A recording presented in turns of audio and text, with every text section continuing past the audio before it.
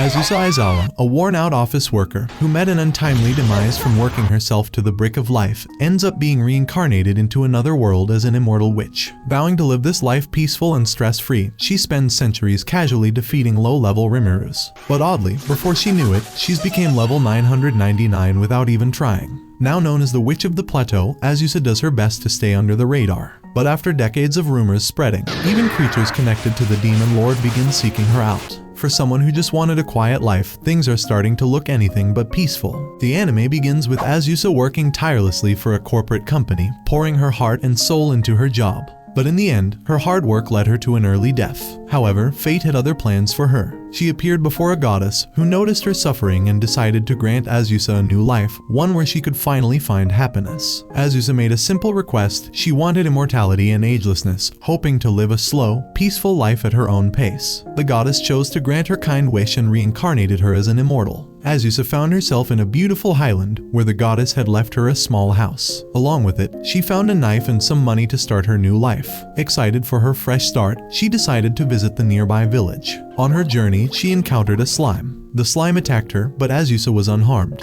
She swung her knife at it and defeated it with ease. To her surprise, the slime turned into a magic crystal. Thinking it might be useful later, she tucked the crystal away and continued her journey. But before she could make it to the village, more slimes surrounded her. Azusa quickly defeated them all, but it was clear that slimes were a common problem in this world. When she finally arrived at the village, a friendly woman approached her and offered to help. The woman led Azusa to the Adventurers Guild, where she met a receptionist named Rai. Rai greeted her warmly and explained that the village was peaceful, with slimes being the only monsters in the area. Azusa showed Rai the magic crystals she had collected, but Rai explained that she could only exchange them for money if she was registered with the guild. So, Azusa decided to register. She placed her hand on a magical platform, which revealed her status as a level 1 witch. Rai was shocked when she realized Azusa was immortal, even though her level was low. Azusa explained that she was simply lucky, and Rai accepted her story. Azusa exchanged the crystals for coins, and Rai welcomed her to the guild. Over the next few days, Azusa settled into a simple routine. She defeated 25 slimes every day, tended to her small field, and sold medicinal herbs she gathered from the forest. As the years passed, Azusa continued her routine without a care in the world. 300 years later, Azusa had become famous in the village as the Highland Witch for her help in providing medicine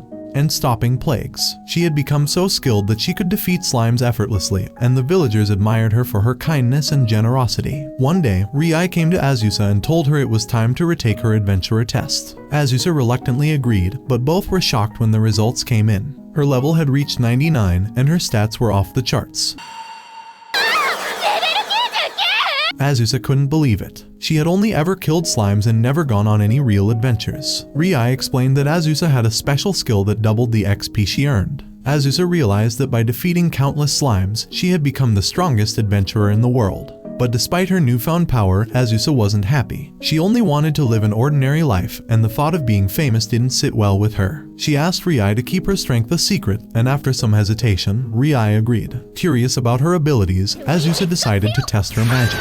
She used ice magic to freeze a small amount of water, but accidentally froze an entire waterfall. She was stunned by her own power. Azusa realized she could control both fire and ice magic, which she found helpful for her daily life. But despite her efforts to stay low-key, rumors of her strength spread. Soon, a group of adventurers arrived at her house, eager to challenge her. Azusa tried to convince them that she was just an ordinary witch who grew medicinal herbs, but the adventurers weren't fooled. They could sense her immense mana and insisted on fighting her. Azusa reluctantly agreed, but only under the condition that if she won, they would spread the word that she was just an ordinary witch. The battle began, and one of the adventurers used wind magic to create a tornado. Azusa attempted to copy the spell but ended up creating an enormous tornado, blowing the adventurers away. The villagers witnessed the chaos and quickly concluded that Azusa was far from ordinary. Azusa became frustrated and confronted Rai for breaking her promise. But before they could discuss it further, a man named Ernest revealed that he had been the one who spread the rumors about her strength. As her fame continued to grow, a dragon named Leica appeared, intent on challenging Azusa. Azusa tried to avoid the fight by offering Leica the title of the strongest, but Leica was insistent on settling things with a duel.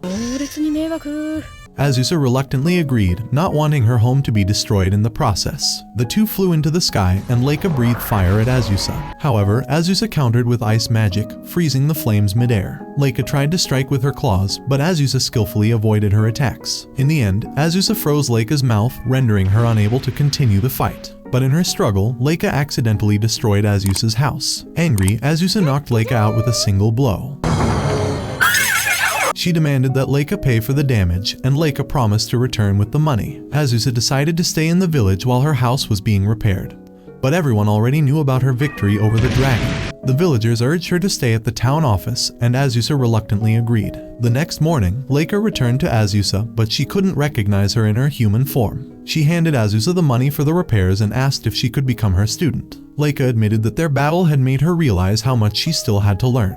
Azusa hesitated at first, unsure of how to teach someone, but Leica offered to help with her chores in exchange for training. Azusa agreed to take her on as a student, and the two began their new life together. Azusa soon realized that her house was too small for both of them. Leica offered to help her expand it and worked tirelessly to improve it. Azusa, however, worried that Leica was overworking herself and asked her to take breaks. Eventually, the house was finished, and Azusa was impressed by Leica's hard work. She praised Leica for doing an excellent job, and for the first time in centuries, Azusa felt a sense of contentment in her peaceful, ordinary life. Azusa was easily taking down a group of slimes, and Leica watched in shock.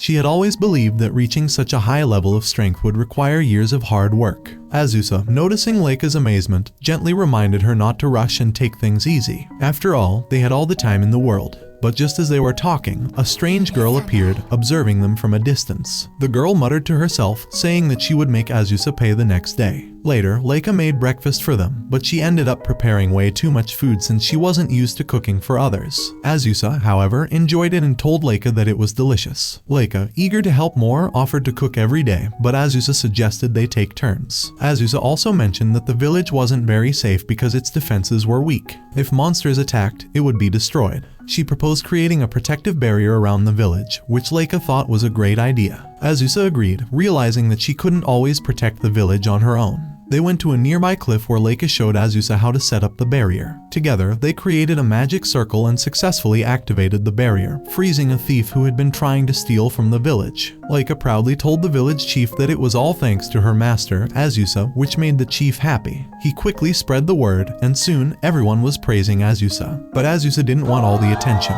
She turned the spotlight onto Leica, praising her for the brilliant idea, and introducing her as a dragon. The villagers were relieved to know that not only did they have a witch watching over them, but also a powerful dragon. The two of them were happy living together and learning from each other. But things took an unexpected turn when a girl named Falfa showed up at their door. She claimed to be Azusa's daughter. Leica was stunned, thinking there must have been some mistake. She couldn't believe that Azusa, a witch, had a daughter. But when Falfa mentioned her sister Shalsha and revealed that she had been researching Azusa, it shocked Azusa as well. Falfa further revealed that her sister wanted to kill Azusa, which left them both uneasy. Falfa joined them for cookies, and they tried to understand why Shalsha hated Azusa so much. Falfa explained that Shalsha despised Azusa for all the slimes she had killed over the years. Leica suggested that they prepare for the coming danger, and Azusa asked Falfa what kind of attacks her sister might use against her. Falfa explained that Shalsha had trained in a powerful magic called Haja magic, which was extremely effective against certain races. Azusa realized that this magic had been developed specifically to target her, making it even more dangerous. Leica pointed out that Haja magic took decades of practice to master, so Azusa asked about their ages. Falfa revealed that both she and Shalsha were around 50 years old, which surprised Azusa. They clearly weren't ordinary humans. As Azusa wondered what kind of Haja magic Shalsha might have developed,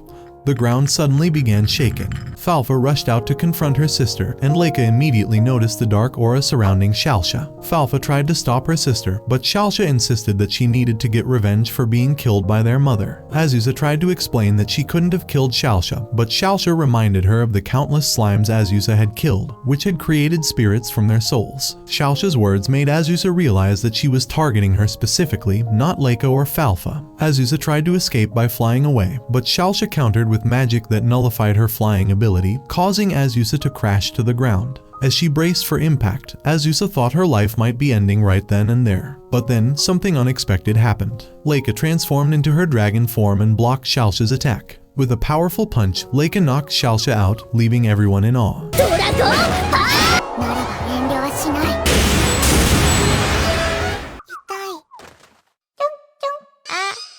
It was hard to believe that someone as powerful as Shao could be defeated so easily. Falfa explained that Azusa had been the only target of Xiaosha's Haja magic, which was why it was so effective against her but useless against others. When Xiaosha woke up, she tried to attack Azusa again, but she couldn't use her magic anymore. It had taken decades of preparation, and without that, she was powerless. Xiaosha became depressed, saying that her entire life had been focused on this revenge. But Azusa comforted her, reminding her that she was still alive, and she still had a chance to find a new purpose in life. Falfa told Xiaosha that Azusa had taken care of her when she was unconscious and treated her as a daughter. Azusa explained that, as her daughter, she couldn't just leave her behind. Xiaosha reluctantly accepted that she was, in fact, Azusa's daughter. However, she still couldn't forgive Azusa for what she had done to the slimes. Falfa explained that humans and slimes were natural enemies, so the constant fighting was a part of their nature. She told Xiaosha to be thankful that she was still alive, instead of holding on to her hatred. In a surprising turn of events, Azusa invited the sisters to live with her, and Xiaosha agreed. It was a moment of relief for everyone. To celebrate, Leica suggested they throw a welcome party for Falfa and Xiaosha. As they walked to the village to buy ingredients for the party, Azusa wondered what the sisters had been doing all this time. They revealed that they had been hunting bad slimes, transparent creatures that they killed by targeting their weak spots. That evening, Azusa showed them around the village, and they all enjoyed a warm dinner together. Azusa realized just how happy she was to have them around. She had found new friends, new family, and a sense of belonging. And for the first time in a long time, Azusa felt truly at peace. Azusa and her companions, Falfa and Xiaosha, were reading a book on elven history when Azusa realized she had never met an elf before. Just as she was pondering this, there was a knock on the door. To her surprise, standing outside was a young elf named Halkara, who urgently asked for help. She explained that a powerful demon, Beelzebub, was after her. Azusa, not one for fighting, attempted to close the door, but Halkara begged her to listen. Moved by her desperation, Azusa allowed her to stay. Halkara explained that she came from a small elven village in the province of Rant, where she made medicines from plants. Recently, she created a popular energy drink that led to the opening of a small factory. However, the demand became so overwhelming that the factory couldn't keep up. When Beelzebub drank the energy drink, it turned out to be poisonous to demons, nearly killing him. Now, he was after her for revenge. Curious, Leica asked why Beelzebub was so angry. Halkara told them about the incident, how Beelzebub drank the drink and almost died. Since then, he wanted to take revenge. After hearing her story, Azusa agreed to shelter her but made it clear she wouldn't be fighting Beelzebub. She handed Halkara a new outfit, telling her to pretend she was her second disciple, and placed a protective barrier around their house to keep them safe. The atmosphere in the house soon lightened when they sat down to enjoy their meal. Halkara, who had been living on tree nuts while running from Beelzebub, was moved to tears by the kindness of Azusa and her companions. Falfa and Xiaosha quickly took to comforting her, offering food to make her feel at home. The next day, Azusa and Halkara went out to gather herbs from the forest. Azusa noticed that Halkara was focusing only on mushrooms, so she asked about it. Halkara explained that mushrooms were her specialty and she knew everything about them. They cooked the mushrooms together and Azusa found them absolutely delicious. However, Halkara suddenly started laughing uncontrollably. Azusa soon realized she had eaten a poisonous mushroom. When she asked about the side effects, Halkara explained that it caused extreme laughter and made people unusually blunt with their words. Using her magic, Azusa managed to calm Halkara down, and she apologized for her behavior, presenting more mushrooms as an apology. Despite everything, Azusa and her companions enjoyed them, laughing along with Halkara. Later that day, Azusa showed Halkara how to hunt slimes. Although Halkara tried her best, it took her several hits to defeat a single slime, much to her embarrassment. Still, Azusa was impressed by her determination. When they visited the village, Halkara's large chest became the center of attention, which made Azusa feel a little jealous. Halkara, however, reassured Azusa to be confident in herself. As they walked around, Azusa noticed a wanted poster at the Adventurers Guild. It had a 15 million gold bounty on Halkara's capture. Although the description was vague, Azusa knew it wouldn't be long before Beelzebub would track them down. Azusa immediately told Leica to take the girls to safety. Xiaosha, wanting to protect Azusa, tried to argue, but Falfa gently reminded her that joining the fight would only make things harder. Leica, in her dragon form, took the girls and flew off, hoping the protective barrier Azusa had placed would keep them safe. Back at the house, Halkara drank another energy drink, saying it made her feel like she could fight all night. She even assumed Azusa had been drinking it too, but Azusa explained that she hadn't. Halkara mentioned that Beelzebub was known as the Lord of Flies, and soon they heard the buzzing of a fly nearby. It wasn't long before they realized that Beelzebub was the fly. The demon quickly shifted into her human form and explained that she'd been tracking Halkara, wanting to confirm that she was hiding at Azusa's house. Beelzebub then offered a deal. If Halkara agreed to serve her, she would spare her life. Azusa, however, wouldn't let Halkara make a deal without her permission. She stepped forward and told Beelzebub to leave. The demon challenged Azusa, asking if she was ready to fight. Azusa agreed to battle her, but when Beelzebub transformed into her full demon form, she was instantly shocked by the protective barrier Azusa had set up around the house.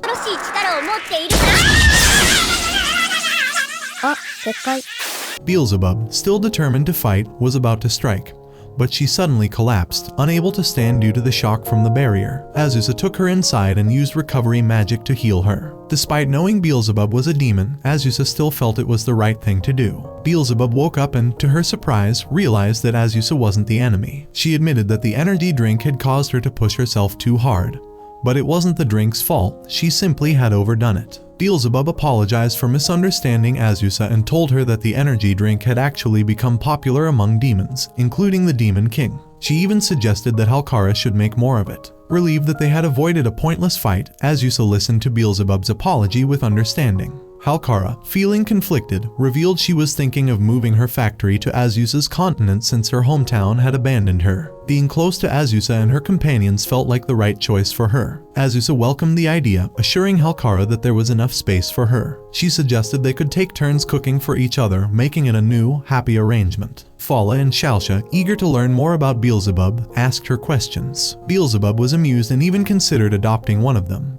But Azusa quickly turned down the offer with a chuckle. Curious, Halkara asked Azusa about her romantic experiences. Azusa admitted that she had never been in a relationship. Halkara teased her, saying that at her age, Azusa probably hadn't thought about it yet. Azusa then asked Halkara how old she was, and she laughed, saying she was around 200 years old, which was still young for an elf. Later, when Fala and Shalsha told Azusa they loved her, she couldn't have been more overjoyed. It was a moment that made her realize how lucky she was to have such a wonderful family. Just as everyone settled down for breakfast, Leica interrupted with surprising news. She had to return to her homeland. Azusa, shocked, asked if everything was okay. Leica explained that her sister was getting married, and she needed to be there for the ceremony. Everyone understood, though they couldn't help but feel sad at the thought of Leica leaving. Leica invited everyone to join her at her sister's wedding, which would take place near the Rocco volcano. They traveled together on Micah's back, enjoying the beautiful scenery along the way. However, Halkara started feeling sick and had to stop for a break. After a short rest, they continued their journey and finally arrived at the volcano, where red dragons were gathering for the event. They were greeted by Leica's juniors from the girls' college, and as they walked around,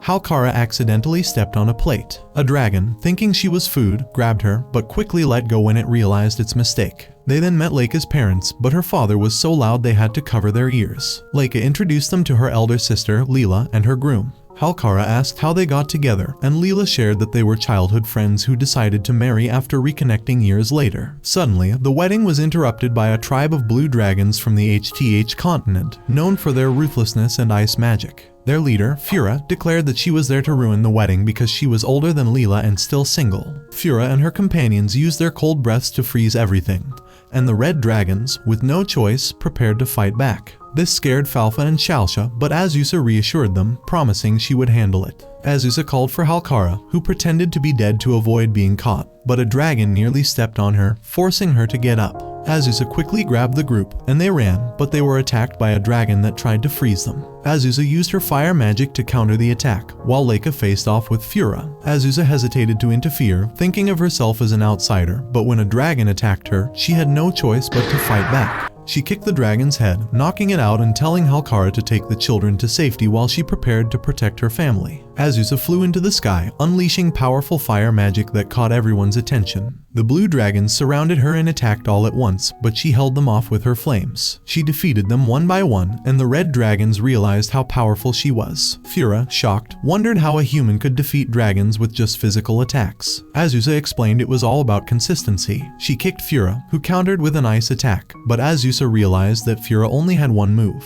Using her fire magic, Azusa overpowered Fura, kicking her from above and sending her crashing to the ground. The remaining blue dragons, terrified, fled. Leica lifted Azusa into the air, and the red dragons began chanting her name. However, Azusa warned that it wasn't over yet, as another group of blue dragons was heading towards the volcano. As they traveled, Leica expressed her wish for her sister to have a peaceful wedding, and Azusa reassured her that everything would be fine. When they reached the volcano, they saw the blue dragons trapped in a magic circle, their magic being drained. Beelzebub appeared, explaining that she was there to enjoy the hot springs but had trapped the blue dragons for causing trouble. Azusa was impressed that Beelzebub had taken down 5 blue dragons, but Beelzebub, a high-ranking demon, said it was no big deal for her. She wondered if Azusa could defeat her in a fair fight.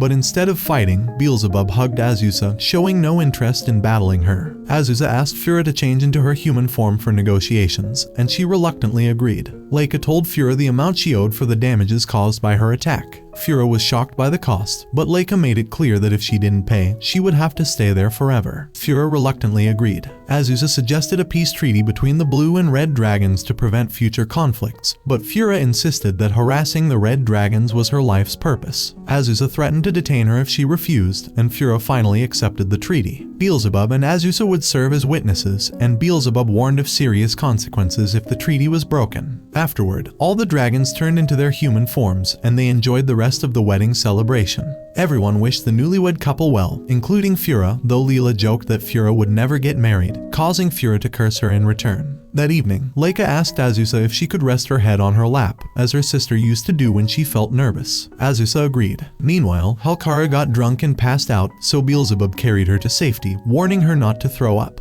She invited everyone to stay at the hot spring resort, and they accepted. As they relaxed in the hot springs, Azusa reflected on her growing family. She realized she had 2 wonderful children in Falfa and Shalsha, and Leica and Beelzebub felt like sisters to her. However, when she talked about Halkara, she playfully called her the troublemaker, making everyone laugh. Halkara decides to swap her cooking day with Isusa, and everyone assumes she's moving out. The entire town is saddened by the thought of losing her, and they throw a big farewell party. But Halkara surprises them all when she explains that she's not leaving, she's just looking for a new place to build her factory. Everyone breathes a sigh of relief, and the mood lightens. Later that evening, Halkara returns home looking drained. Azusa, concerned, warns her not to push herself too hard. Halkara assures her that she'll be fine after drinking an energy drink. Azusa, still worried, tells her to return home before sunset. But Halkara mentions that her factory is haunted by a ghost, and the locals are too afraid to work there, forcing her to handle everything herself. Shalsha, who's with them, suggests that the ghost might be a balanced spirit, staying in the place where it died. Halkara asks Azusa if she could get rid of the ghost,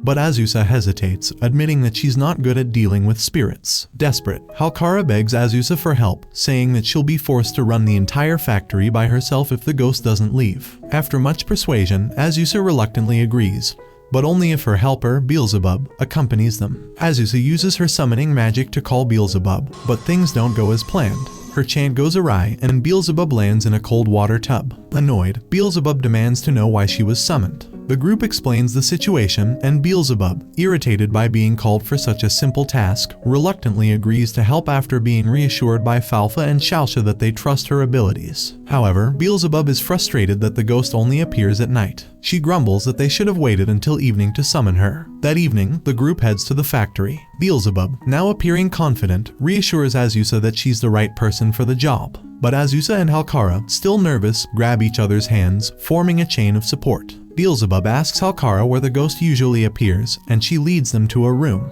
But once they're inside, Azusa and Halkara are too scared to enter, wondering if they can skip this room altogether. Beelzebub, however, drags them inside and finally confronts the ghost. The ghost is named Rosalie, and after some struggle, Beelzebub captures her. Halkara asks why she's haunting the factory, and Rosalie's tragic story unfolds. She explains that hundreds of years ago, she was about to be married off to a noble family. She believed she was chosen for her beauty and good manners, but she later learned that her parents had sold her to another family. Rosalie's bitterness had been festering for centuries, and now she claims the factory as her own. Halkara, a bit skeptical about Rosalie's manners, asks if she was really that well-mannered. Rosalie admits she was, but being a ghost for so long had changed her. Azusa wonders what to do next, and Beelzebub suggests erasing Rosalie from existence. However, Azusa disagrees, thinking that isn't the right solution. Halkara suggests that Rosalie just move out, but the ghost replies that she's tried, but it hasn't worked. That's when Beelzebub comes up with a solution. Rosalie could leave the factory if she occupies the body of a living human. However, she needs to possess someone who lacks willpower. Naturally, they all agree that Halkara is the ideal candidate, so they tie her to a chair and prepare for the possession. Rosalie successfully enters Halkara's body, and Azusa, wanting to help Rosalie, invites her to stay with them, hoping she'll find peace. Rosalie is overjoyed, calling Azusa her older sister and swearing to protect her, even if it means sacrificing herself.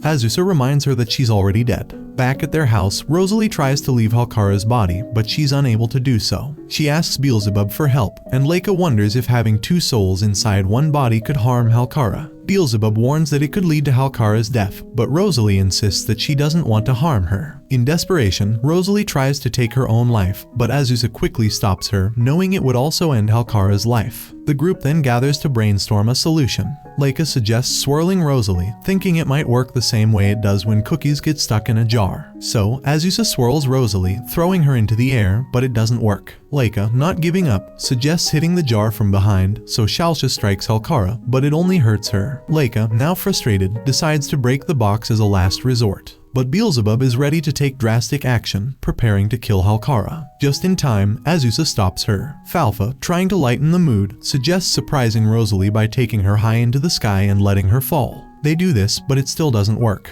After many failed attempts, they decide to try getting Rosalie some booze, hoping that Halkara will take over her body once she falls asleep. This plan finally succeeds. Halkara returns to her body, confused about how she got there. Now, they try one final solution, throwing Halkara into cold water. This finally forces Rosalie out of Halkara's body. Rosalie, now freed, apologizes for all the trouble she's caused. Halkara worries that the factory workers won't come back, but Azusa quickly comes up with a new plan. They present Rosalie to the town as a friendly ghost who helps everyone with her powers. The town accepts her, and Rosalie is finally happy to make new friends and find peace, knowing she has a place to belong once more. Beelzebub congratulated Azusa, telling her she had been awarded the Demon Medal of Honor. This prestigious award was given to individuals who were loved by demons and had made significant contributions to society. Beelzebub said Azusa deserved it for stopping the war between the red and blue dragons. Everyone was thrilled by the news, though Azusa seemed uninterested. But seeing how excited everyone was, she decided to accept the award. Beelzebub explained that the ceremony would take place in 3 weeks, and she would pick them up before it started. Azusa asked where the ceremony would be held, and Beelzebub revealed it would take place in demon territory, which shocked everyone. She reassured them that they didn't have to worry because the demons had changed and wouldn't harm anyone as long as they showed proper manners. The group worried about Halkara, who didn't know how to behave at such an event. She tried to avoid going, but Shalsha explained that skipping it would be a huge insult to the demons. Rosalie wondered if she would be invited as a ghost, but Azusa assured her she was part of the family and would join them. They realized they'd need a new dress for Rosalie, but she explained that she couldn't change clothes since she was a ghost. Azusa wondered if there was a shop for ghosts, but Halkara said no one would make clothes for ghosts because they didn't have money. Shalsha then revealed that she had recently made friends with a researcher who knew a lot about ghosts, so they all went to see him. He explained that ghosts were stuck in the clothes they wore when they died because those clothes were tied to their memories. Rosalie considered giving up, but Azusa remembered her special ability, which allowed her to create magic. Azusa spent the whole night trying to create a dress for Rosalie. After several failed attempts, she finally succeeded in making a beautiful dress, and everyone was delighted to see Rosalie wearing it. Beelzebub soon arrived with a leviathan, which flew through the sky and even had a building on its back. She showed them to their guest room, which had a large bath, where they met another leviathan named Vonia. Beelzebub ordered Vonia to return to work, explaining that the bathwater was good for their skin, but would melt them if they stayed in it too long. Vonia introduced herself to the group, mentioning that the leviathan they were riding on was her elder sister, Fatla. Vonia revealed that they took turns flying and serving guests, and she had prepared food for everyone. Beelzebub told them they could ask Vonia for anything they needed, and Azusa couldn't help but feel the demons were being overly kind to them. Beelzebub told Azusa she deserved all the rewards for stopping the dragon war, and that her name would go down in history. After a delicious meal, they all took a warm bath. That night, while everyone else was asleep, Rosalie admired the beautiful sky. Halkara woke up and, wanting to take a bath, accidentally wandered into the wrong room. Rosalie thanked Halkara for building the factory, as it allowed her to leave the place where she died. She said she missed seeing such beautiful sights. Halkara smiled, saying they were all family and there were no favors between them. Rosalie was touched by this, feeling truly part of the family. The next morning, everyone wondered where Halkara was. They worried she had stayed in the bath too long, but it turned out she had simply fallen out of bed. Beelzebub then showed them the royal capital, explaining that they would first have an audience with the Demon King. She mentioned that the ceremony would take place the next day, and everyone was nervous about meeting the Demon King. On their way, Beelzebub told them about the different demon tribes, explaining that some looked like humans while others resembled beasts. Azusa wondered if meeting the Demon King was really necessary, and Beelzebub explained that he would be the one to give her the award, so it was better to meet him before the ceremony. Leica and Halkara were afraid of making a mistake and suffering severe consequences, but Beelzebub grew angry and warned them that if they insulted her king, she would kill them herself. The castle was designed like a maze to confuse anyone trying to invade, and when they reached the throne room, they were greeted by a girl named Pecora. Halkara, thinking she was in the way, told her to move aside. But Pecora explained that she wasn't there to meet them from a higher place, she had come down to meet them in person. The group was surprised when Pecora revealed that the throne was empty. Beelzebub then revealed that the Demon King was standing before them. Pecora explained that she didn't like greeting people from a higher place and had come down to meet them instead. Halkara quickly apologized, but in her haste to lift her head, she accidentally knocked Pecora out. The group freaked out,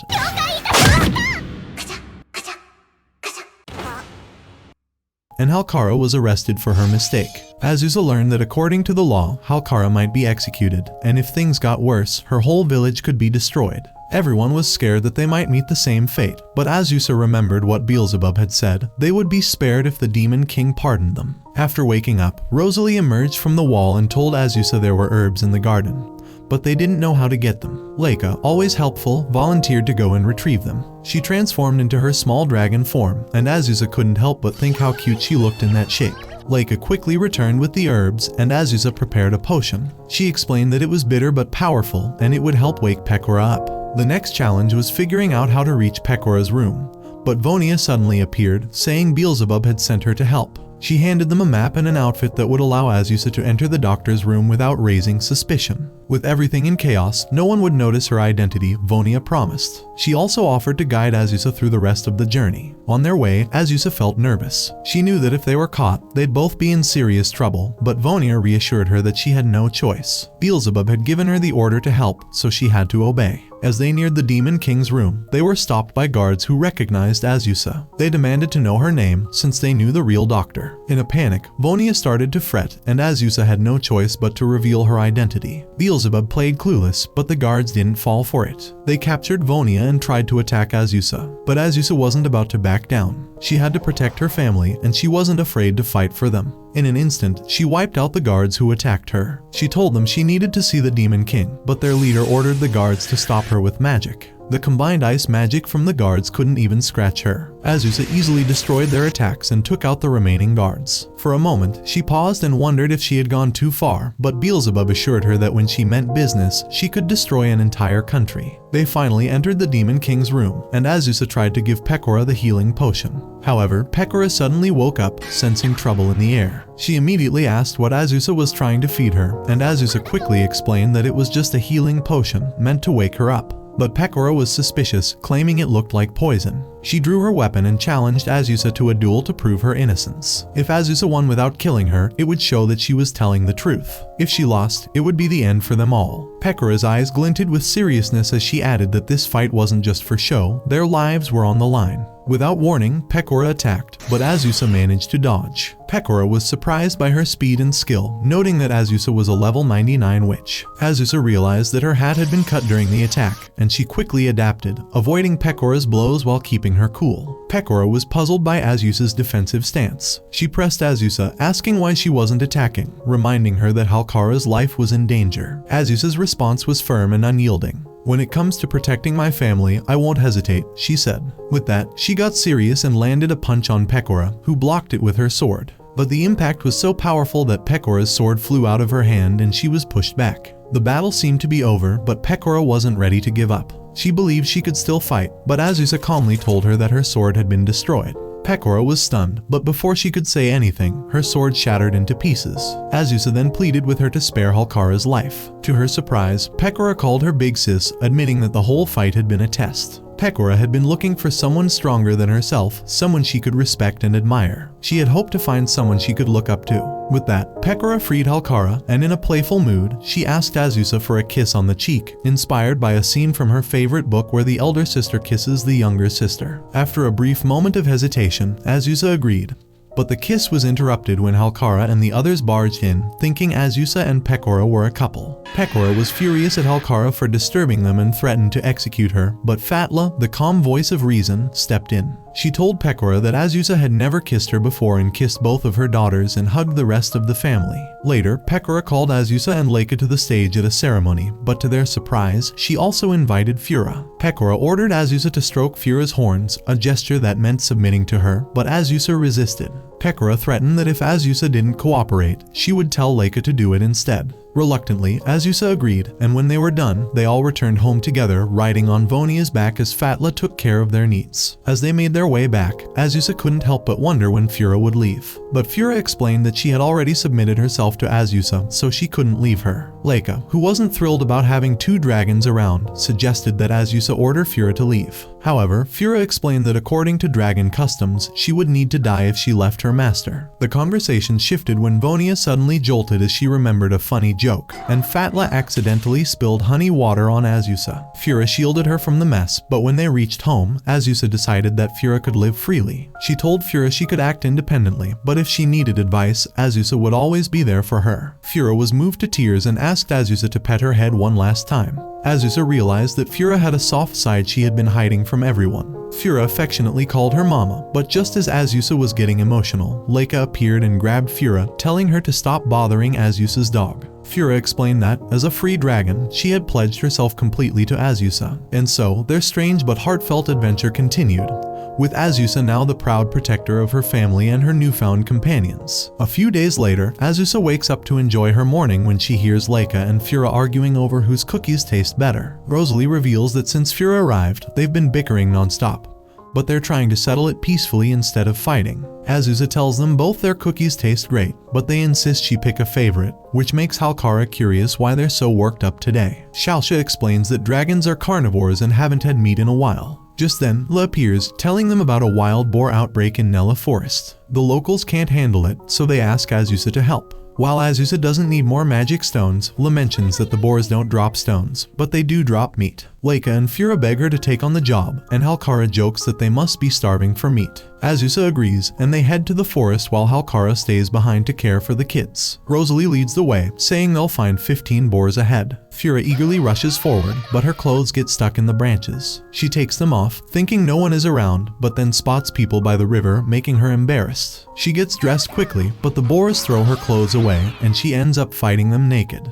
Luckily, everyone comes to her rescue, and together they defeat the boars. While cooking the meat, Beelzebub and Vania arrive, returning Fura's clothes. They explain they were investigating the boars and gathering food for the demon realm. But since the meat is already gathered, their job is easier. That evening, Leica and Fura apologize for their behavior and admit they had bet on who would sleep beside Azusa for a night. Azusa, smiling, invites them both to sleep beside her and reminds them they are all sisters. Later that night, she wakes up to find them gone. She finds them eating leftovers from the hunt. The next day, Azusa overhears two women talking about the Highland Witch, who's helping people everywhere, and realizes someone is impersonating her. Determined to teach the imposter a lesson, they set off on an investigation. Leica suggests visiting a bar to gather information. At the bar, they find the customers rude, and the bartender explains they changed their theme and now treat their customers like pigs, which has worked to their advantage. She says she knows something about the Highland Witch but will only share it if Azusa's group cooperates and treats the customers disrespectfully. Leica and Azusa agree, and their rude remarks win over the customers. The bartender finally reveals that the fake witch is in the north. When they reach the north, they find the imposter, an old lady. Azusa immediately calls her a fake and challenges her to a duel, but the woman runs off. They quickly catch her, and it turns out to be a girl named Ino,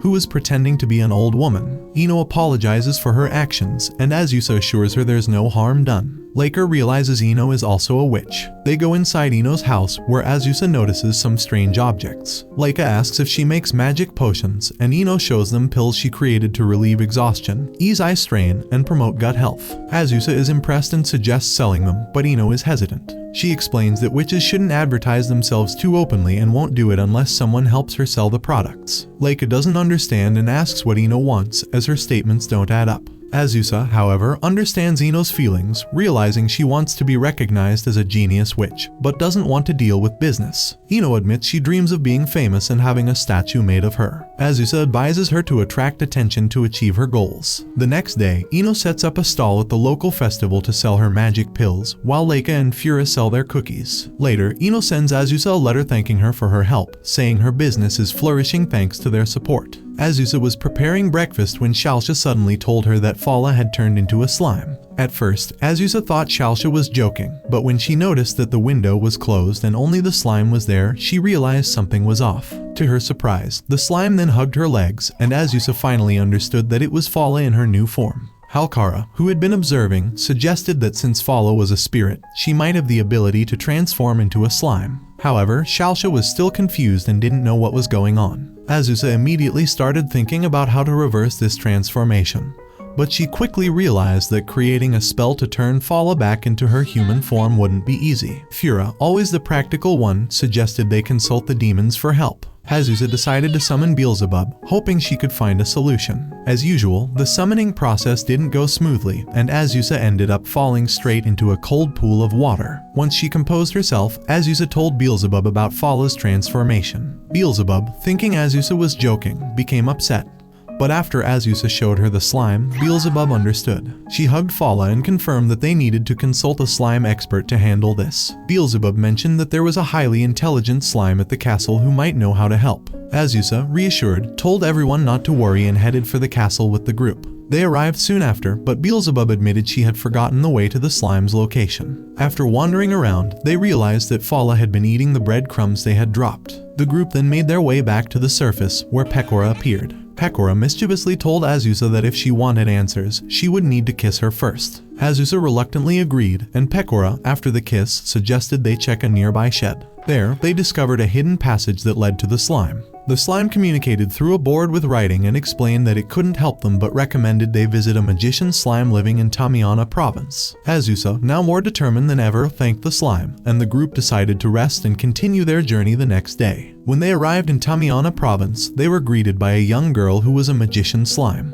The slime revealed that she had used transformation magic to change her appearance and said she could help. After examining Fala closely, the magician slime realized that Fala's sleeping position had caused her to damage a muscle, making it hard for her to maintain her human form. This led to her turning into a slime. The group asked the magician slime if she could change Fala back, but the slime explained that her magic could only work for a short time, so it wouldn't be a permanent solution. She suggested they seek the fighter slime, who had attained a human form through physical training. This fighter slime lived in a southern town called Kenley and was rumored to be a solitary fighter seeking only strength. Azusa decided to take part in the fighting tournament in Kenley to meet the fighter slime. Once they arrived, Azusa was surprised to learn that Beelzebub was also participating in the tournament. She warned Azusa to be careful, as no magic was allowed. Azusa and Beelzebub easily made their way through the competition, both reaching the semi-finals. There, Beelzebub faced off against the fighter slime. Azusa hoped the fighter slime would have the answers, but Beelzebub defeated her quickly. Beelzebub, however, promised to negotiate with the fighter slime so Azusa could continue focusing on the fight. Before the match began, Fala transformed back into her original form with Beelzebub's help.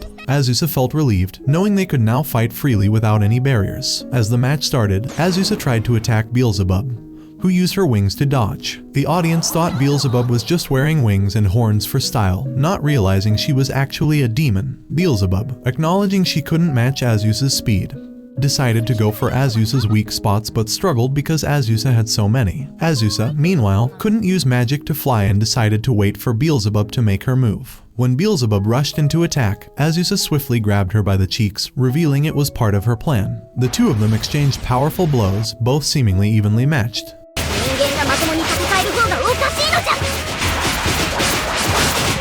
Azusa, appraising Beelzebub's skills, realized how hard Beelzebub had trained for the match. She told Beelzebub that she was honored to be seen as a worthy opponent but thought Beelzebub was still too weak to defeat her. Fala, watching from the sidelines, confidently cheered for her mother, Azusa. Inspired by Fala's support, Azusa knew she had to win. As Beelzebub lunged for another attack, Azusa dodged and landed a powerful blow, knocking Beelzebub out. Azusa immediately checked on Beelzebub, concerned she was hurt. Beelzebub reassured her that she was fine, again, but Azusa, still worried, carried her in her arms. Azusa mentioned a rematch, but Beelzebub said it would be a hassle, and she would need some time to recover. She added that Azusa's victory would cause trouble for her peaceful life since the audience had now seen her true power. Afterward, Azusa and her group went to thank the fighter slime for her help, but she was sad about losing the prize money. She asked Azusa to take her on as a martial arts student, but Azusa tried to avoid the idea. To prove her potential, the fighter slime challenged Azusa to a friendly match. As they prepared to fight, the fighter slime sensed a dark aura around Azusa, one that was only seen in those who had killed countless slimes. Terrified, the fighter slime lost consciousness. Azusa carried her back to her house. When the fighter slime woke up, she decided she no longer wanted to become Azusa's student.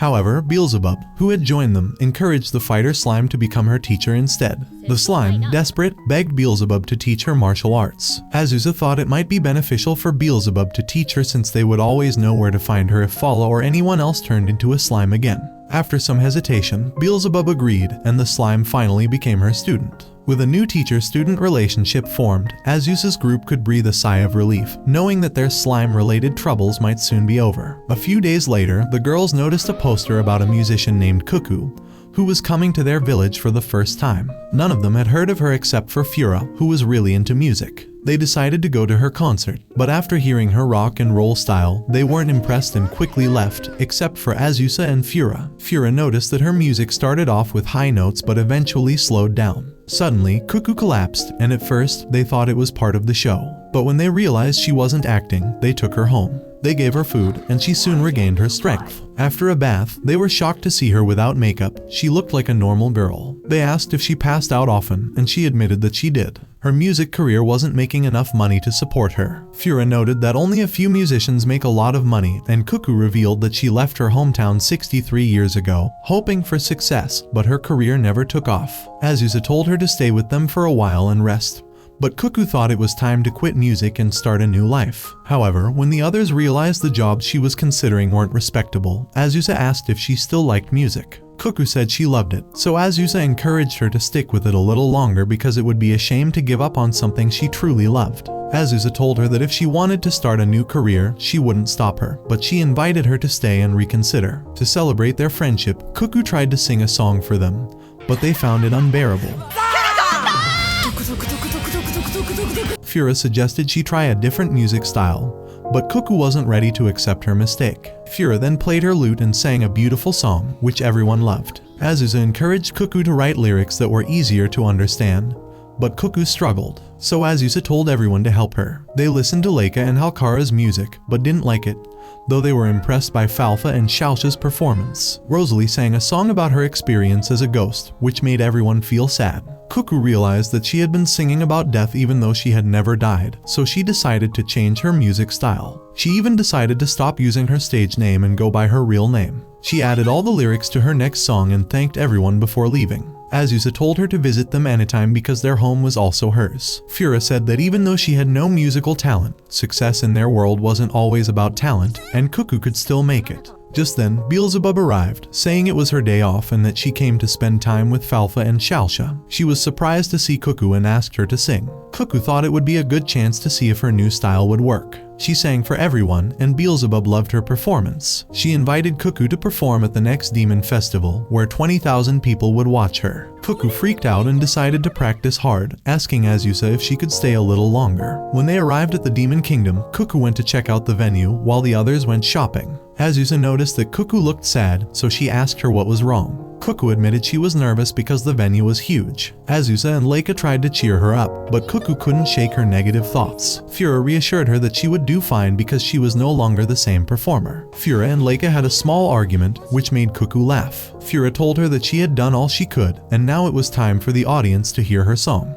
Azusa thanked Beelzebub for her help, but Beelzebub said she just gave Cuckoo the chance, it was up to her to take it. At the festival, Cuckoo impressed everyone with her performance, and she felt it was all thanks to Azusa's family. Beelzebub told her that the festival organizers had asked her to make more appearances, and Cuckoo realized that she could now make a living from her music. Fura took Cuckoo's lute and played one of her old songs, reminding her that it was okay to go back to her rock and roll style. Fura said there was no right answer in life, and as long as Cuckoo kept trying, she would never lose. Halkara planned a fun mushroom party for everyone, but Azusa couldn't help but worry. After after her last mishap with mushrooms, she was cautious about eating them. She asked Halkara if the mushrooms were safe, and Halkara reassured her, saying she had carefully chosen only the healthy ones from the forest. Azusa, feeling a bit relieved, dug in, only to find out the one she had eaten was a poison mushroom. Halkara sheepishly confessed that she had grown this particular mushroom in her room, and it had the strange effect of shrinking whoever ate it. Azusa got angry, reminding her that she'd promised they were all safe to eat.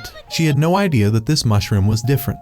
Azusa quickly lost consciousness, and when she woke up, she was stunned to find herself shrunk down to a child's size. Everyone was surprised, and though they thought she looked cute, Azusa was not amused. Halkara immediately apologized, assuring her that the mushroom wouldn't cause any other harm aside from shrinking her. She promised to find a way to turn Azusa back to normal. Azusa, still annoyed but willing to give Halkara a chance, hoped she could return to her old self soon. As they all gathered around her, Fura couldn't resist picking up the tiny Azusa, calling her adorable. Rosalie remarked that even though Azusa was small, her soul was just as strong as ever. Meanwhile, Falfa and Shalsha fed Azusa and tried to make her feel comfortable, even reading her a boring book to help her fall asleep. The next morning, Leica prepared breakfast for them, trying to make it fancy to suit Azusa's childlike appearance. As they sat down, Leica asked about Halkara, and it was revealed that she had locked herself in her room, desperately trying to find a way to reverse Azusa's condition. Azusa, resigned to her fate, let Leica pet her head. But Fura, jealous of Leica's attention, quickly joined in.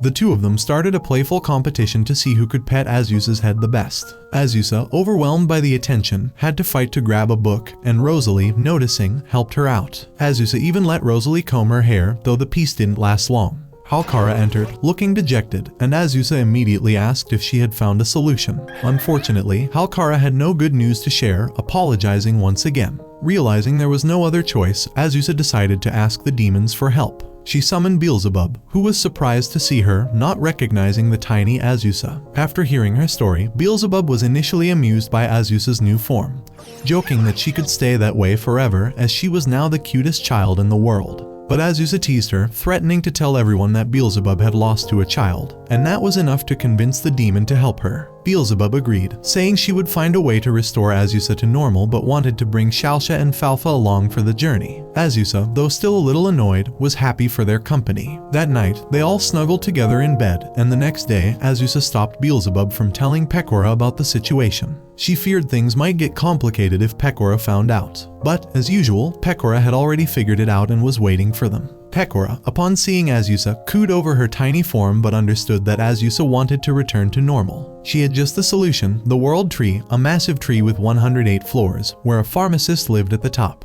This pharmacist specialized in all sorts of potions, and Azusa's cure might be among them. But getting to the top wouldn't be easy. They would face dangerous animals on their way up. Pecora arranged for Vania to guide them to the World Tree, and though Shalsha was worried, Falfa insisted on joining, not wanting to leave her sister behind. Pecora explained that she couldn't join them as she had too much work to do, but Azusa was grateful for her help in pointing them in the right direction. The group set off, and when they finally arrived at the World Tree, Fatla and Vania looked around in awe. They had only seen it once on a school field trip, and it was much more impressive up close. Azusa was surprised to see that the World Tree wasn't a typical dungeon. Instead, they could pay coins to use lifts to travel up. As they continued their journey, Falfa pointed out that the 11th and 12th floors were home to dangerous wolves, but Azusa was skeptical. She thought the naming system for the floors was ridiculous. As they climbed, Vania brought them food and helped them navigate the tree. On the 10th floor, they made their way straight to the 11th floor, where they encountered the wolves. Azusa was initially worried, but the wolves turned out to be friendly. They weren't hostile, as they'd only encountered stronger demons that they couldn't defeat in the past, so their personalities had softened over time. They continued to use the lifts, eventually arriving at a hot spring, where they decided to take a break. Azusa, though still on edge, couldn't help but admit that the World Tree wasn't as scary as she had imagined. Vania reminded her that after the 8th station, they wouldn't have any more lifts, which frustrated Azusa, but she took a deep breath and carried on. As they climbed higher, they encountered sloths and other dangerous creatures, but Azusa was determined to reach the top. Finally, they arrived at the top floor, where they were greeted with a breathtaking view of the surrounding landscape. Azusa, with Falfa's help, took in the scenery, though Vania reminded them that they were still on a mission. They found the pharmacy at the top of the World Tree, where the pharmacist greeted them. After hearing their story, the pharmacist handed them a bottle of medicine, Eno's pills. To Azusa's shock, they could have gotten this cure all along without the dangerous journey. Ino, the pharmacist, arrived just in time to deliver her medicine and asked why they hadn't just used wyverns to reach the top. Azusa, feeling a bit embarrassed, asked Pecora why she hadn't told her about the wyverns, and Pecora claimed to have no idea what she was talking about. On their way back, they rode wyverns, and Azusa couldn't help but laugh at how ridiculous the situation had been. When she finally took the medicine, she grew back to her original size, only to find that her clothes no longer fit her. Realizing that Pecora had known this would happen, Azusa decided to get back at her by making her take a bath with everyone. Pecora, embarrassed, confessed that she had never been in a public bath before. Azusa, as the older sister, decided it was her duty to punish Pecora for her prank, poking her in the head as a playful reminder. A new festival was coming to the village, and Leica was curious about what it was for. Shalsha explained that it was the village dance festival, which had been held for over 250 years. The festival was a way for people to offer the fruits of their harvest to the earth god and pray for a good harvest the following year. It lasted for 2 days, with celebrations on both the eve and the day of the festival. Leica asked if Azusa would participate, and Azusa admitted she didn't want to stand out. But seeing how excited her family was, she decided to join in. Azusa realized Halkara could make drinks and Leica could cook food, so she decided to open a cafe called the Witch's House on the festival's eve. Their uniforms soon arrived, and everyone looked great in them, except Halkara, whose uniform was too tight because of her large chest. Rosalie joked that she was lucky she didn't have to wear one, but Azusa used her magic to make a special dress for her. They all brainstormed menu ideas for their cafe, but Azusa found them a bit too extreme, so she decided to finalize the menu herself. After that, they decorated the cafe, and Natalie looked forward to visiting their shop at the festival. They handed out pamphlets in the village, hoping people would show up. But Azusa reminded them that even if they didn't, the most important thing was that they had fun. The next morning, Azusa woke up to find a large crowd outside their cafe, which surprised her. People had come from other villages too. Since they arrived so early, the team decided to open the cafe an hour earlier. The customers loved the cafe and enjoyed spending time there, impressed by how beautiful everyone looked in their uniforms. Fura, feeling a little jealous of the attention Leica was getting, tried to impress the customers by carrying multiple dishes at once. But she lost her balance, and Rosalie quickly used her magic to place all the dishes safely on the tables. Everyone was amazed by her service, and the customers seemed to enjoy both the food and the atmosphere. Azusa encouraged everyone to keep up the good work. Shalsha got tired after standing for so long, so Azusa asked her to sit at the register. She couldn't believe how successful their cafe was. Just then, Beelzebub arrived, praising their cafe. Azusa teased her, asking if she had nothing else to do. But Beelzebub said she'd come because she heard about it and was curious why Azusa hadn't invited her. Azusa asked if Beelzebub wanted to help, but Beelzebub, being a demon, reminded Azusa not to casually ask for favors. However, she went through the back door and returned wearing a waitress uniform, instantly grabbing everyone's attention with her regal and dignified presence. Pecora also showed up and began helping them, which surprised Azusa since it wasn't a job suited for a demon king. Azusa guessed that since Pecora was there, Vania and Fatla must also be helping in the kitchen, which turned out to be true. The fighter slime appeared next, seeing Beelzebub in uniform and thinking it was part of her training. She decided to pitch in as well. Ino arrived with samples of her new supplements, and soon Cuckoo joined, entertaining the crowd with Fura's help. Azusa looked around, feeling like things were getting out of hand, but realized there was nothing they could do but keep working. After a busy day, they closed the shop at night. Ino showed Azusa her new supplement, made with fruit juice to counteract bitterness, but reminded her not to spoil the fun by talking about business. After all the guests left, Azusa noted they still had to clean up, but she was okay with it. They could rest afterward. She reflected on how her life had changed since being reincarnated and how much she enjoyed spending time with her family. Despite everything, she still longed for a peaceful life. The next day, Halkara told everyone the main event of the dance festival was about to begin, and they all got excited. Beelzebub said she would show them her demon dance, and Azusa wondered if she had nothing better to do. But Beelzebub told her to be thankful for the help she'd given the day before. Falfa and Shalsha thanked her for her support, and Beelzebub said they could always ask for her help in the future. Rosalie joked that Beelzebub couldn't resist them because they were just too cute. Everyone eagerly anticipated the festival, and Azusa thought about how, after 300 years of killing slimes, she finally had a family she could call her own. The next morning, they all wake up with Azusa greeting everyone.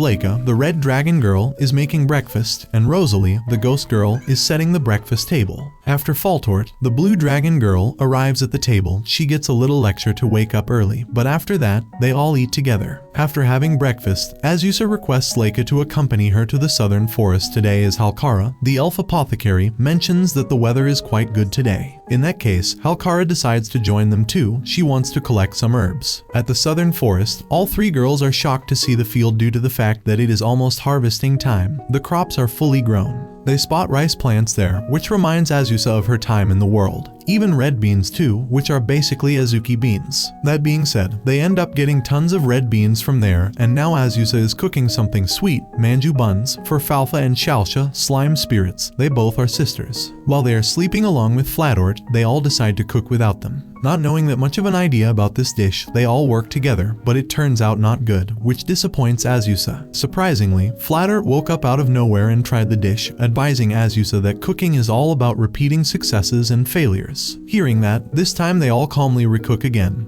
and this time they are perfectly cooked. Falfa and Shalsha also woke up due to the amazing smell. Nervously, Azusa offers them to try one, and they can't help but jump with joy after eating it since it is so tasty. This makes Azusa's heart flutter. However, Halkara gives her an option to sell these while the small girls Falfa and Shalsha suggest making a face on it to make it look like a slime, which will be cuter look-wise. The next day, they open a stall and announce to the villagers of Flata that they're selling edible slimes. To promote it, they work on drawing the villagers' attention. Miss Natalie approaches their stall, noticing the Witch of the Highlands, Azusa. Seeing her, other people approach the stall too, and as they all take one bite of the manju buns, all the people go crazy and chaos erupts because everyone is now demanding boxes of it. After their successful sale, they all celebrate together. That is when Halkara comes with a plan to give a stamp for every purchase to get more repeat customers. It is the Goodly Goddess Virtue stamp card. Shalsha, knowledgeable about the topic, explains that the Goodly Godly Goddess is gaining followers by being known as the god you can actually meet. She's currently the most active person, hosting talk shows in every town. People who hear her kind words often experience small but meaningful miracles, like healing, getting into university, or even finding a lost sock. Such blessings that stick close to someone's daily life can be obtained.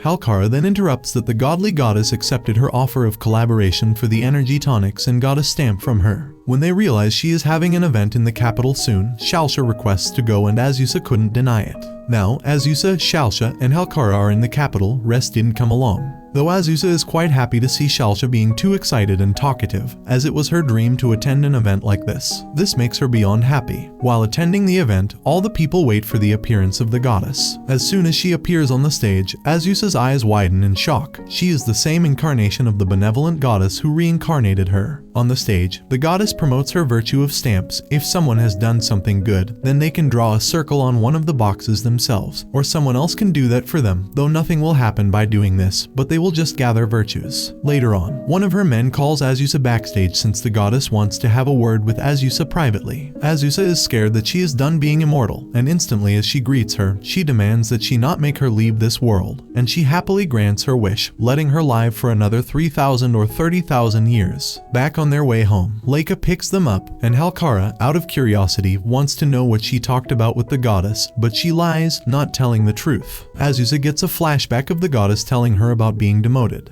Her decision of reincarnating her and making her young wasn't considered good, and she was demoted to a local administrator, basically a reduction in rank. Though just for the bait of not telling her secret to anyone, she gave Azusa 2 circles. After getting back home, Shalsha and Falfa draw on Azusa's stamp card and draw circles and thank her for today. By seeing the Leica, Rosalie and Halkara also draw circles for her to express their gratitude towards her. As the virtue card is filled now, Azusa and everyone else decided to make their own virtue cards. While making these cards, Azusa can't help but feel blessed and grateful to have such a great family. Miss Natalie brings 12,000 gold compensation for the magic stones and informs Azusa about her edible slimes being sold again even today. She suggests to Azusa that rather than killing slimes, it's better for her to make a good living by focusing on the sweets. However, she also hands Falfa and Shalsha a letter from the World Spirit Summit. Later on, everyone in their house sat and talked about this matter. Falfa informs everyone that the spirits all around the world are gathering at Lake Nantera, and both the sisters are invited. Because they are spirits, they insist on going, yet Azusa can't leave them alone, so they decide, as a guardian is allowed, that as their mother she will go with them. On their way to the gathering, both the little girls enjoy the sandwich Azusa made for them, and once the journey is over, they arrive at Nantera Lake. They can't help but admire its beauty. Later that night, all the spirits gathered. Falfa, being Falfa, quickly begins to greet the spirits, while Shalsha, being an introvert, hesitates a lot, so Azusa goes along with her in order for her to interact with others. Shalsha greets them with her business card, and as a token of their acquaintanceship, she offers them her mother's edible slimes. This makes the other spirits pretty impressed, and they also greet her kindly, since she is a lot younger than them. Seeing her doing great, Azusa takes the initiative to introduce herself as well, and when she reveals she is the Witch of the Highlands, the spirits freak out because they always thought her existence was just a mere rumor. They also heard about her destroying the Blue Dragon, which is obviously a lie since Flatort apparently lives with her, so she clarifies that it is not the case. One of the spirits, Cumulonimbus, mentions the southern settlements, wanting to know if it is true. The volcanic and waterfall spirits agree that they heard it too, making Azusa realize that they actually love rumors. Azusa is waiting for the summit to start, but to her and her kids' surprise, the summit gets over instantly and the spirits disappear. Just then, a girl, a droplet spirit, Yufufu, comes out of the water. She is eager to know if they like the summit, but when Azusa complained that it wasn't a summit but just a bunch of spirits chatting, Yufufu explained that they used to have proper discussions in the past, but those lacking interest stopped coming, so now it is just spirits talking. The journey back home was long, and it was already late at night, so Yufufu offered to stay over at her house for the night. After a little hesitation, they arrived at her house. The kids eventually slept, and Yufufu then handed her honey water and confessed that she sent the letter for a reason. She was interested in Azusa. She acknowledged the fact that Azusa took so many girls as family on the Highlands. They relied on her, but there wasn't anyone she could rely on. Azusa admitted that she never actually found someone to rely on. That being said, Yufufu, with her motherly nature, hugged her and assured her that she was there for her as her mom. The next morning, Azusa wakes up with the voices of Falfa and Shalsha. She walks down to the breakfast table and gets embarrassed when the kids point out her drenched clothes, but Yufufu clarifies it because of her. She is a droplet spirit, so when she hugs someone, that person gets drenched with water. Pressing forward, Yufufu bids them farewell, and Azusa leaves the place with her heart filled with joy. She finally found a mother figure after 300 years. Upon reaching home, guests arrived at the cottage of the Highlands, Vania, Fatla, and Beelzebub, along with Pecora, the Demon King. Pecora arriving there was shocking, but she arrived there because of Azusa's edible slimes. They reached Vansdesla Castle too. Pecora also lets her take the cookies she made for the first time, and when she approves, they all decide to get going.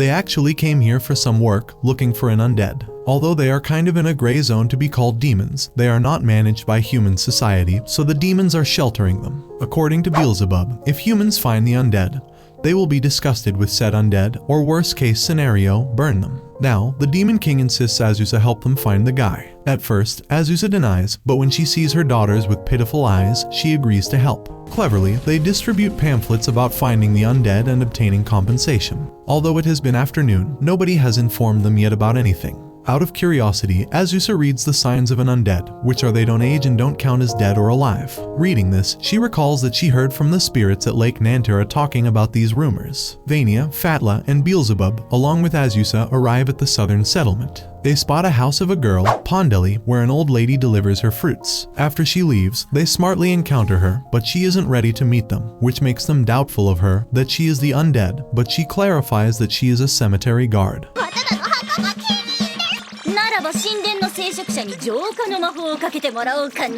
Though she ends up confessing that she is an undead when Beelzebub threatens her to prove she isn't guilty by undergoing a purification spell. Pondeli confirms that before being undead, she was living alone in the royal capital. Hating work, she spent her time alone and ended up dying of starvation. Then, after she died, as she bathed in moonlight, she became undead. Now, she is happy with her life, not actually working and watching over a cemetery, but a void remains in her heart. She has no one to play games with. However, Beelzebub informs her about demons taking her into custody. This makes her anxious due to the fact that she doesn't have the urge to work, so Azusa comes up with an idea to transfer Pondeli to the demon realm and open a gaming shop. This way she will enjoy her work, won't be lonely, and will be in the custody of demons. This solution makes everyone satisfied. Azusa and her family came to the capital of the demon realm, Vaynald Castle Town. They visited the game-loving undead, Pondeli, who had founded a gaming shop. She has introduced a fight card game, which right now, Leica and Helkara are playing very seriously. This makes Azusa realize that Pondeli has matured a lot. But for Pondeli, she is doing the work she loved, the same thing she did back at the cemetery. Though Fatla and Vania praise her for working really well, she has been paying their taxes too. Spotting Falfa and Shalsha, Azusa wonders where Beelzebub is, though Fatla and Vania inform her that she is out for some ministry work, and they have to head for the agricultural ministry also. However, Azusa can't imagine that girl working seriously, yet indeed, according to them, she is quite focused when it comes to her work. Noticing her doubts, both the girls offer Azusa to see Beelzebub work secretly. At the Ministry of Agriculture, Azusa uses her invisibility magic to disappear, while Fatla and Vania guide her to Beelzebub. As soon as Azusa enters the office, it reminds her of her past life, where she died of workload. But then she spots Beelzebub talking to one of her managers and employees too. She looks quite serious, and then she approaches Fatla and Vania since Vania made some mistakes in her work and questions Fatla about how the kids are doing. She means Falfa and Shalsha. Later on, in her office, Fatla and Vania with Beelzebub are working for quite some time now, and Azusa is bored now and hungry. Instantly, Beelzebub mentions that her room feels unusual and points out where Azusa is sitting, declaring that place feels the most weird.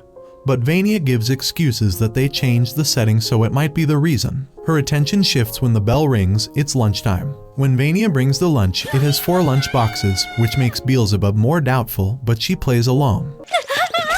She quietly, with a grin, listens to her secretary's lie, but as soon as she pretends to give the lunchbox to some employee, Azusa shows herself, begging Beelzebub to not give it to anyone else.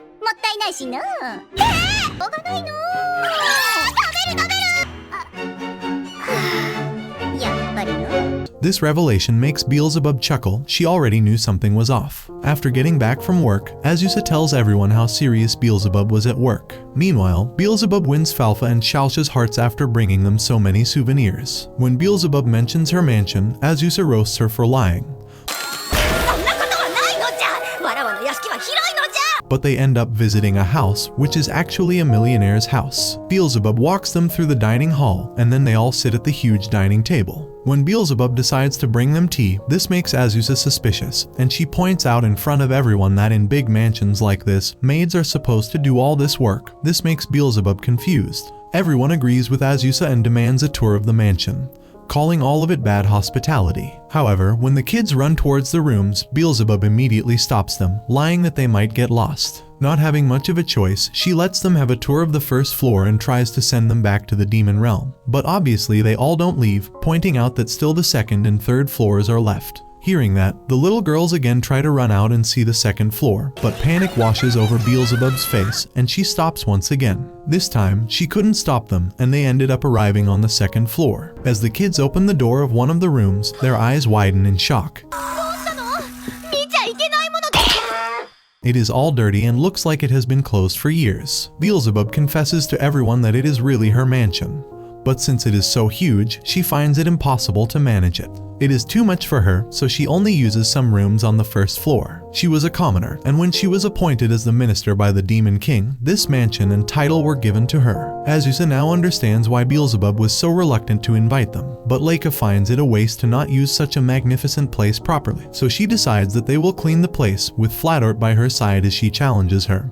Who cleans more first? At first she wasn't into it, but when she got provoked, Flatort took it as a serious challenge and ended up being a part of it. However, their attention shifts when they notice that Shalsha and Falfa are missing. They wanted to take fresh air in the garden, but the garden is more like a forest now, and they are nowhere to be found. Before they enter the forest, Beelzebub informs them about plants that eat animals inside. This scares Azusa.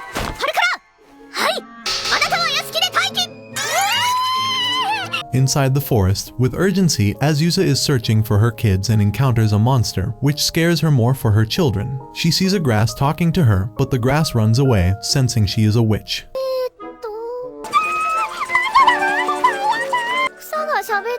Unexpectedly, Beelzebub finds them and reunites them with their mom. Back at the mansion, Faltort and Leica are fighting about who did a good job with the cleaning. Meanwhile, the kids apologize for going too far. Inside the forest, the grass turns out to be a half-human who is scared that the witch might actually kill her. Azusa praises Ino's shop, saying that it's a big achievement to get this back in the grotto, and that it's all the fruit of her hard labor. Ino tells her that it's all thanks to her because she would have still been cooped up in the grotto otherwise. She tells Azusa that she owes her a lot. Halkara observes some pills, praising their use around the house as Ino scolds her for stealing her idea. Halkara screams that she was looking at as a reference, but Ino says that it's called stealing someone else's idea. The two of them start bickering with each other, and Azusa steps in and stops them from fighting further, saying that she won't ask them to get along, but they should at least stop fighting.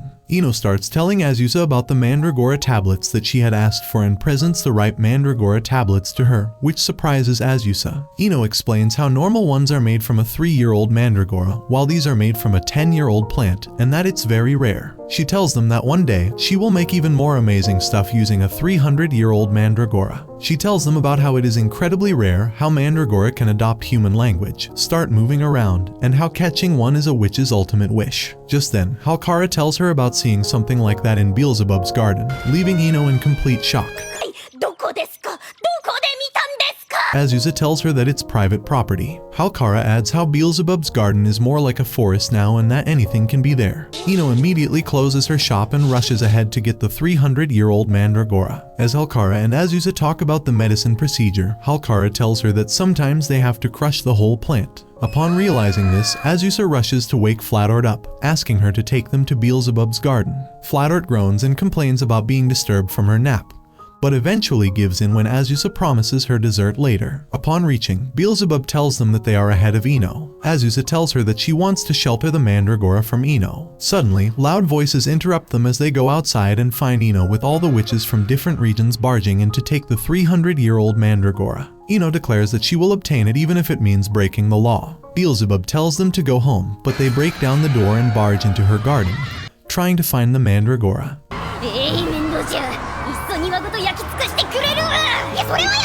The three of them, Azusa, Halkara, and Flatort, run after the witches, saying that they have to find the Mandragora before them. Azusa tells them to be careful as Halkara gets stuck in branches that start dissolving her clothes. Azusa pulls her out and shelters her. Halkara uses her elf sense to tell Azusa that there's no sign of the Mandragora because the moss doesn't let anything pass by, and the tree roots are also hard, making it difficult to move underneath. Azusa comes to the conclusion that they can pinpoint the location where the trees don't grow. She praises Halkara for her forest knowledge as they make their way forward, with Ino trailing behind them and following their lead. They reach the place, and Ino comes from behind, stating that she will steal anyone's idea if it means catching the 300-year-old Mandragora. Ino calls all the witches around to gather in the area, as Halkara suddenly screams, calling out to the Mandragora. She yells that if the plant is listening to her, she should jump towards Azusa and that she will save her. The plant comes out from underground and jumps toward her. Everyone gets a guilty look on their faces upon seeing the cute girl who emerges. Azusa asks Ino if she really thinks it's right to turn her into medicine. Azusa admits that she can't hurt her after seeing her, and Azusa found her first anyway, so it's not right to take the Mandragora. The plant snickers and gives her one leaf from her head as a reward, and Ino, surprisingly, gets happy with just the leaf. Just then, Beelzebub hands her the bill for compensation for trespassing on her property. Halkara declares that the case is solved now. Azusa asks the Mandragora if she wants to come live with her. The plant tells her that she doesn't like wolves as they pluck all the plants. But even with that, Azusa takes the plant home with her, naming her Sandra. She makes Sandra meet Falfa and Shalsha and introduces Sandra as their younger sister. They all start eating dinner as Sandra reveals that she only needs water and that she will eat through photosynthesis. The sisters refuse to eat their vegetables even when Azusa asks them to. Sandra tells her that their vegetables are not yummy enough, leaving Azusa in sheer shock. She says that Sandra has not eaten the vegetables and asks how she can say that they're not yummy. Sandra replies that she has been a plant long enough that she can tell just by the looks. Azusa frustratingly says that she is not helping her by saying that because her daughters will not eat their food that way. Sandra comes up with the idea and says that she will help them harvest new vegetables, and they will be yummy. The next day, they start harvesting new vegetables under Sandra's orders. She becomes surprisingly strict about which vegetables to pick, judging each one with her plant expertise. Halkara struggles with pulling out the bigger turnips, while Shalsha complains about the bugs. Falfa gets distracted chasing butterflies as Sandra sternly reminds them to focus. When the new dinner made from the vegetables is served, both the sisters and everyone in the household enjoy the sweetness of the vegetables, which makes Azusa very happy. Azusa praises Sandra and thanks her, then she takes Sandra into her lap and hugs her, saying that they have one rule in their household, to never stop smiling. Sandra also breaks out in a subtle smile. Natalie enthusiastically asks Azusa if she wants to get married, clarifying that she didn't mean Azusa to get married to her. Azusa, who was just about to run away, tells Natalie that she is not planning to marry anyone. When Azusa would not calm down, Natalie almost cried, asking her to just listen. Natalie hands Azusa a paper where an advertisement is written about finding your ideal partner in the village of Tazine, and then having the wedding ceremony at the Temple of the Pine Spirit Misjanti. It's a matchmaking party's invitation to join their party, which makes Azusa confused. Natalie tells her about the Tazine village being a small village with a declining population. Therefore, the guild's top brass has been insisting she send any one of her young folks to that village. Azusa seems already tired of the tiring job of a guild receptionist, but when Natalie sees her backing out, she panics and tells Azusa that she only needs to show up there as a formality and gets angry. Azusa finally agrees and says that she will go there for sightseeing and check out the job as well, so Natalie gets relieved and accepts. After thanking Azusa, Natalie suggests she take Halkara and Flatort along with her so it can be a ladies' outing for all of them since Natalie will join too.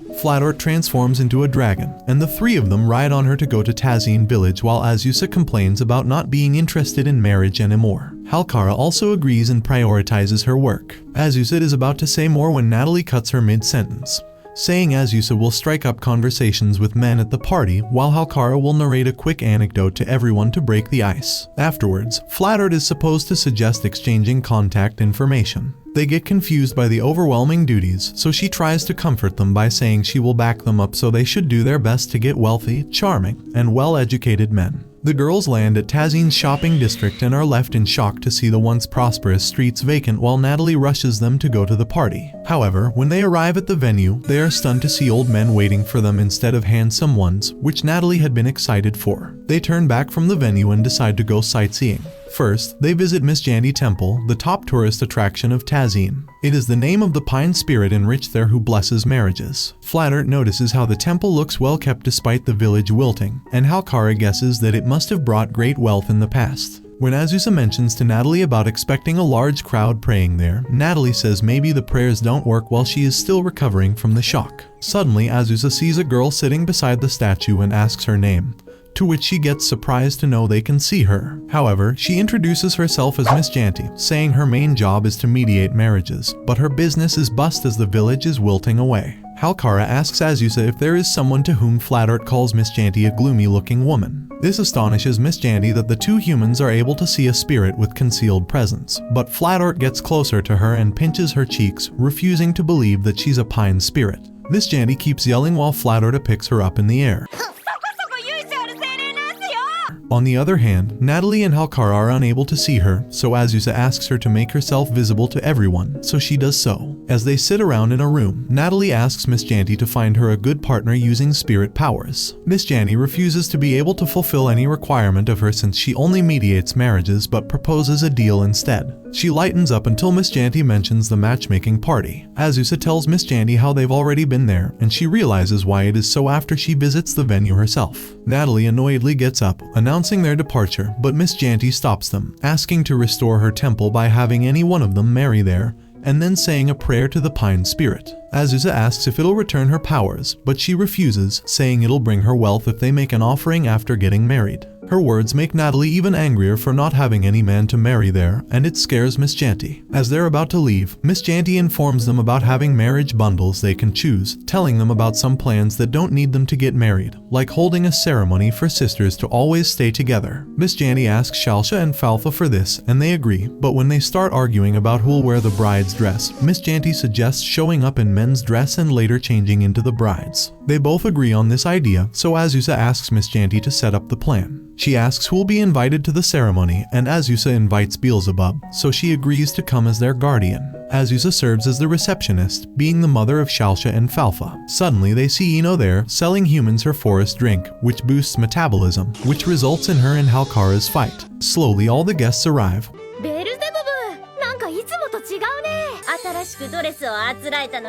While Natalie arrives with a net to catch the bouquet. Shalsha and Falfa wear tuxedos to the ceremony. As it starts, Azusa and Leica are nervous until Azusa notices Beelzebub and her daughter at the family section and snaps at them. She is annoyed to see Beelzebub fake crying as if she is too emotional when the ceremony has not even started. The two girls walk down the aisle and Misjanti mediates the ceremony, and presents rings to them, which they put on each other's fingers. Everyone gets happy and impressed by Miss Janty. Miss Janty then calls Azusa to help her with an important job she has and guides her to a room. Azusa's jaw hangs in surprise as she sees her daughters wearing bride's dresses, looking so pretty and dolled up. Azusa holds their hands, and after the announcement, she walks them down the aisle while the guests cheer for them happily, and Beelzebub continues her fake crying. Falfa, being the older sister, is asked by Miss Janty to say her speech. She says about how she doesn't remember how long Shalsha has been calling her an older sister and says how she gets too fixed on her decision once she sets her mind to it, just like the way when she decides to kill their mama. However, she thanks Shalsha for the day because they would still be secretly living in the forest if it weren't for her. Thus, she asks Shalsha to always stay close together since she brought Falfa so much happiness. Next up is Shalsha, who starts saying her speech. She starts with how she always thinks that Falfa has her back, just like the time when she stopped Shalsha from living mother, convincing her of a happier way to live together. She thanks Falfa for helping her become their mother's daughter and giving a better life to her. As her speech ends, they both burst into tears and jump into a hug with each other. This also makes Azisu tear up until Shalsha calls her out and says how glad she is to be her daughter. She thanks Azisu while crying and prays for her health and longevity of life. Azisu also starts crying and pulls them into a hug while the guests also tear up after seeing them. Miss Janty compliments their speeches, and the girls kiss the cheeks of Azisu as they all continue to weep. The ceremony soon ends, and they leave after thanking Miss Janty. Shalsha and Falfa plant the pine sapling in the soil, which Miss Janty gave to them in commemoration. Azisu prays for the tree to grow big soon, but to their surprise, the plant grows to a full-size tree in just 3 days, blocking their way. Sandra gets upset at the tree being so inconsiderate, as she will not get enough nutrients anymore. Azisu laughs at her words when Falfa points at a little house in the tree and asks Azisu about it. Miss Janty comes out of the house, making her new temple here, and says there is something mystical about a sapling growing in just 3 days, like it is a miracle from the spirits so she can build a temple here. But Azisu snaps at her as she knows Miss Janty did something to make the tree grow. She apologizes for it, saying she thought there would be more weddings here. Azisu asks her to at least move it from the way and later finds out about a whole temple building beside her house. The temple is also named under Miss Janty, labeled as the Flata Village branch, which annoys Azisu. Lady Azusa enters the room, noticing all the girls gathered by the fireplace. One of them, bundled in a thick blanket, suggests they go to a hot spring, claiming the cold is unbearable today. Azusa, finding the idea reasonable, agrees it truly is freezing, and something warm would be nice. Just then, a blue dragon stomps in, scoffing at the suggestion and calling them all weaklings for fearing a little winter. She insists they should go sea bathing instead. The red dragon teases her for acting so brave, but the blue one pays her no mind and turns to Azusa for permission. Azusa, not exactly thrilled by the idea of the beach on such a day, gently declines. The weather, after all, is far from inviting. Still, the girls can't help but chat about starfish and how lovely their shapes are. Someone mentions wanting to see real ones up close, and the idea of encountering ocean ghosts adds a layer of excitement. Little by little, their enthusiasm builds until, despite Azusa's reservations, they all decide on a seaside trip. Before long, they arrive at a sunny beach in a southern country, with a bright sky overhead and warm sand underfoot. One of the witches quickly declares she's going off to look for ghosts in the rocks. Azusa watches her wander off, unsure if the search will yield anything. Meanwhile, Falfa and Shalsha decide to build a sandcastle, with Shalsha dreaming big. She wants to recreate the historic Alventuno castle. The plant girl, basking in the sun, mentions how the sunlight makes it easier for her to photosynthesize. The red dragon comments on how good the sun feels, and Azusa agrees, saying it's a welcome change after the chill back home. A light breeze carries the scent of salt and flowers, fluttering through their hair and tickling their skin. The beach feels endless, stretching into a blur of gold and blue. The sound of the waves, rhythmic and calm, lulls a few into lying down, letting their limbs melt into the sand. Some girls begin collecting seashells, chattering about which ones are prettiest, while others search the tide pools for tiny crabs. It's peaceful until the other girls make a dash toward the sea, laughter echoing, but Azusa tries to remind them about stretching first. Her voice, however, is lost in the wind.